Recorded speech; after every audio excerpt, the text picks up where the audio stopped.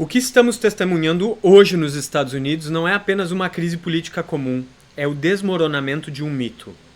Donald Trump está em sua pior posição nas pesquisas na história. Sua aprovação está caindo numa velocidade que ninguém teria como prever, mas que os fatos agora tornam impossível de ignorar. Depois de vencer Kamala Harris em uma eleição que parecia consolidar seu poder absoluto, Trump desfrutava de uma aprovação média favorável de 7%, um número sólido para um país tão polarizado quanto os Estados Unidos. Mas o cenário mudou drasticamente desde então. Em pouco mais de 15 meses, essa aprovação despencou para uma média de 42% negativo. E o motivo é claro, embora catastrófico. Trump cometeu o maior erro dos Estados Unidos em um século ao decidir entrar na guerra do Irã. Ele não apenas iniciou um conflito, ele selou o destino da sua administração e talvez do próprio império norte-americano. Essa derrota que se desenha no horizonte promete ser muito maior e mais humilhante do que a guerra do Vietnã. Se o Vietnã foi um trauma psicológico, a guerra do Irã de 2025 é o prego no caixão da geopolítica de Washington. Trump revelou ao planeta o segredo que a Casa Branca tentava esconder a todo custo. Os Estados Unidos não têm mais o poder necessário para controlar o mundo inteiro sozinhos. O povo americano, outrora confiante, agora sente o peso dessa humilhação na pele.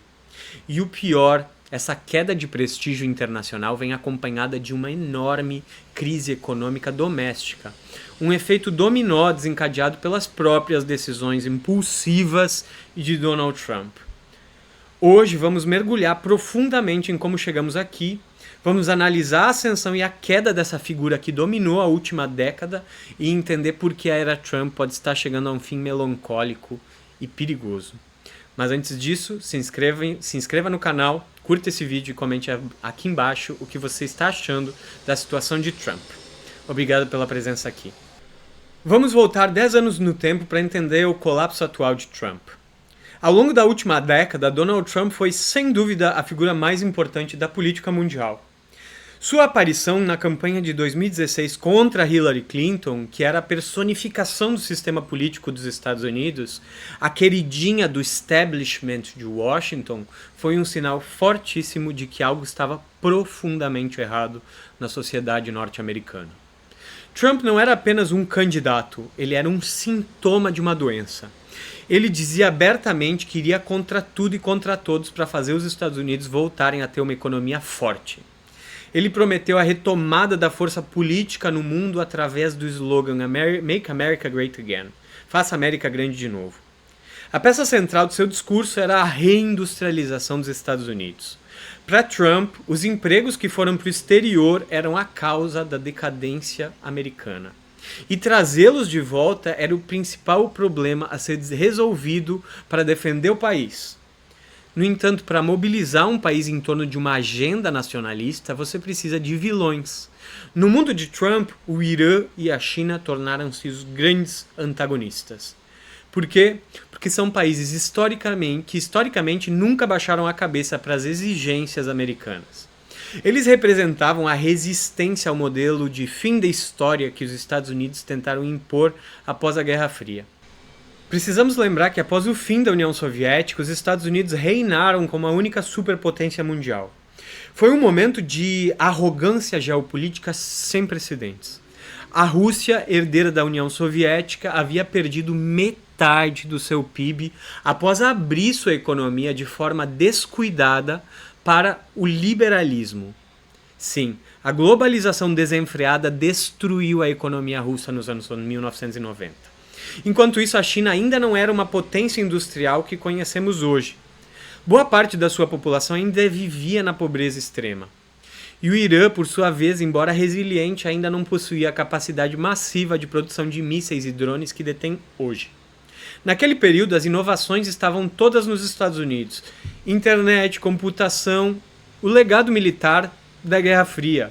Foi nessa época que intelectuais americanos defenderam que o capitalismo ocidental e a democracia havia vencido todas as alternativas e que a história tinha chegado ao seu fim, com o controle total de Washington, mas o mundo não parou no tempo. O plano americano era simples: globalizar o mundo sob suas regras, suas instituições. Todos os países deveriam abrir suas economias e privatizar seus recursos naturais. A Rússia parecia neutralizada após as privatizações de suas indústrias estratégicas. O próximo alvo era aquele país chato que teimava em manter seu petróleo sob controle estatal e ainda incentivava outros povos a se rebelarem contra a hegemonia do dólar: o Irã. Os Estados Unidos usaram o imenso orçamento militar herdado da Guerra Fria para iniciar o que chamamos de guerras sem fim no Oriente Médio. A lista é longa: a Guerra do Golfo, a invasão do Afeganistão, a destruição do Iraque, a intervenção na Síria, o bombardeio da Líbia e as operações na Somália. O objetivo real nunca foi democracia, mas sim garantir a livre circulação de petróleo barato negociado em dólares pelo Golfo da Pérsia. Washington sabia que enquanto o mundo usasse dólares para comprar petróleo da Arábia Saudita, dos Emirados Árabes, do Kuwait e do Catar, o planeta inteiro estaria na prática financiando o poderio militar dos Estados Unidos. O dólar como moeda de reserva mundial era a arma mais poderosa de todas. O problema é que esse plano tinha um efeito colateral devastador dentro de casa. Enquanto os Estados Unidos defendiam o livre mercado e a globalização para os outros, a sua própria base industrial começava a apodrecer. Houve um processo de desindustrialização massivo na economia norte-americana, algo muito semelhante ao que vimos acontecer aqui no Brasil, porque fomos o bom moço e seguimos os Estados Unidos. Enquanto o mundo aprendia inglês, consumia McDonald's e sonhava com a Disney, tornando o consumismo e o individualismo o padrão estético global, os próprios empresários norte-americanos decidiram que não tinham mais lealdade ao seu país. Eles buscaram o lucro máximo e o custo mínimo, mandaram suas fábricas para a Coreia, para Taiwan, para o México, mas principalmente para a China. O resultado foi uma inversão histórica. Nas últimas 2 décadas, a China adquiriu 2 vezes mais capacidade industrial que os Estados Unidos. Aumentaram em 800% sua produção manufatureira em menos de 2 décadas. Isso gerou um déficit comercial gigantesco nos Estados Unidos. Os produtos chineses inundaram as prateleiras norte-americanas, enquanto as cidades industriais dos Estados Unidos viraram cidades fantasmas. Enquanto as elites de Washington e os bilionários do Vale do Silício lucravam com a globalização, o povão americano sofria as consequências. Eles viram as administrações Bush e Obama gastarem entre 5 e 8 trilhões de dólares apenas nas guerras do Afeganistão e do Iraque. Para quê? Milhares de jovens norte-americanos voltaram em caixões ou com traumas físicos e psicológicos irreversíveis da guerra. E o que eles ganharam em troca? Os Estados Unidos continuam sem um serviço de saúde pública digno. A educação superior nos Estados Unidos tornou-se uma armadilha de dívidas para a vida de todos os jovens. Os imóveis dobraram de preço após a crise de especulação imobiliária de 2008. O cidadão comum começou a se perguntar: por que gastamos trilhões em guerras do outro lado do mundo se não temos infraestrutura básica aqui? Foi nesse vácuo de esperança que o nacionalismo encontrou em Donald Trump a figura ideal. Ele tinha a personalidade agressiva necessária para prometer a recuperação do poder perdida à força.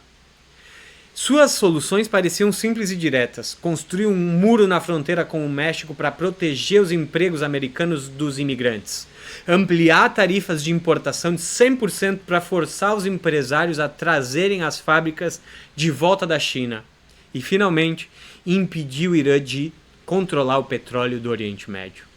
Essa mentalidade culminou no bombardeio de 2025 do Irã e na atual guerra entre Israel e os Estados Unidos com o país. Trump acreditou que poderia repetir o sucesso das intervenções rápidas do passado, mas ele ignorou que o mundo de 2025 não é o mundo de 1991. O grande erro de Trump é que nenhuma de suas promessas de força funcionou como esperado. Hoje a avaliação negativa dele beira 70%. Isso significa que apenas cerca de 30% da população ainda acredita no que ele diz. O povo norte-americano percebeu que as bravatas de rede social não se traduzem em pão na mesa e segurança real. Mas isso só piora.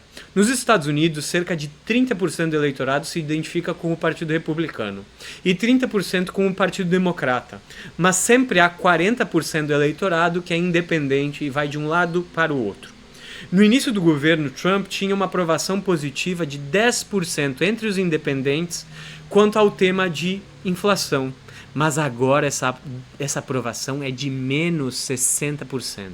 Ou seja, o aumento do preço dos combustíveis destruiu seu potencial de crescimento eleitoral.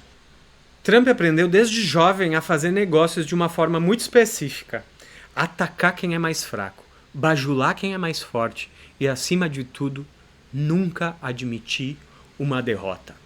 Ele se gaba de ser um vencedor nato, ignorando o fato de ter falido suas empresas 6 vezes. Na vida empresarial, ele conseguia maquiar os resultados. Na geopolítica global, os números não mentem.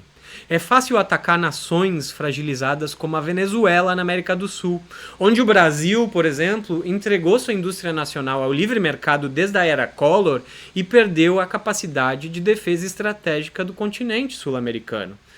Mas tentar peitar potências soberanas e preparadas é um delírio. O que mudou não foi apenas o governo dos Estados Unidos, foi o mundo. E não importa o quanto Trump minta ou use sua retórica inflamada, ele não tem o poder de fazer o tempo voltar. Chegamos ao ponto crucial. O povo norte-americano acordou para o fato de que Trump é, no fundo, um trapaceiro que vendeu uma ilusão de grandeza que ele não pode entregar. A realidade é dura e imutável.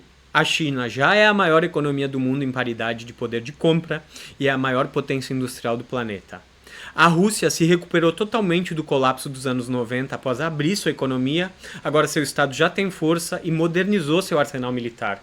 E o Irã hoje não é apenas um país resistente, ele tomou o controle de 20% do fluxo de petróleo mundial e de 1/3 do gás natural e dos fertilizantes ao fechar o Estreito de Hormuz. O erro de Trump no Irã desencadeou uma crise de energia e de comércio que está revelando algo muito mais profundo e assustador. Os Estados Unidos são um império à beira do colapso. A dívida norte-americana hoje é de 39 trilhões de reais. É uma dívida que não tem mais como ser paga de forma honesta. Quanto mais o tempo passa, mais perigosa se torna a situação de Trump. Ele está acuado com a popularidade no chão e uma guerra que ele não consegue vencer. O problema real é que este homem, que não sabe admitir derrota, ainda controla a força militar e o arsenal nuclear mais letal do mundo. O que um líder derrotado e desesperado pode fazer no meio de uma guerra para tentar salvar sua face? O mundo vai descobrir a resposta a essa pergunta nos próximos meses, e o resultado pode ser catastrófico para todos nós. Os Estados Unidos estão aprendendo da maneira mais difícil que a arrogância tem um preço. A era da dominação absoluta acabou e a tentativa de Trump de mantê-la à força só acelerou a queda dos Estados Unidos. E você, o que acha do que vai acontecer agora? Trump vai dobrar a aposta no conflito ou o sistema americano vai encontrar uma forma de ejetá-lo antes de que seja tarde demais? Deixe sua opinião nos comentários, ela é muito importante para o nosso debate. Não se esqueça de se inscrever no canal e curta o vídeo para que essa mensagem chegue a mais pessoas. Muito obrigado e até a próxima.